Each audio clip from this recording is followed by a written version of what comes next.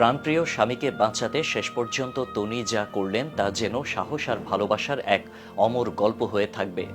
বয়সে ৩৮ বছরের বড় সাদাত রহমান, কিন্তু ভালোবাসায় তো বয়সের কোনো বাধা নেই। অসম বয়সের এই ভালোবাসার জন্য তনিকে অনেক কটাক্ষ সহ্য করতে হয়েছে। গত বছর অক্টোবরে সাদাত হঠাৎই অসুস্থ হয়ে পড়েন।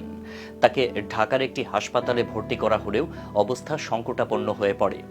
সময় নষ্ট না করে তনি তাকে এয়ার অ্যাম্বুলেন্সে করে নিয়ে যান ব্যাংককের হাসপাতালে, কিন্তু চিকিৎসার ব্যয়বহুল খরচ। কি করলেন তিনি জানলে রীতিমতো অবাক হবেন। স্বামীকে বাঁচাতে দ্বিতীয়বার না ভেবে নিজের ৭০ ভরি গয়না বিক্রি করে দিলেন তনি। সেসব দিয়ে জোগাড় করলেন স্বামীর চিকিৎসার অর্থ। ব্যাংকক হাসপাতালে আইসিইউতে ভর্তি করা হলো সাদাতকে। এই দুঃসময়ে তনি একাই সব সামলেছেন, স্বামীর চিকিৎসা, ব্যবসা আর সন্তানদের দায়িত্ব। তবে সব চেষ্টার পরও বাঁচানো যায়নি সাদাতকে। তবু তনি পেয়েছেন তার ভালোবাসা আর শ্রদ্ধা, যা তাকে অনুপ্রেরণা দিয়ে গেছে জীবনের শেষ দিন পর্যন্ত।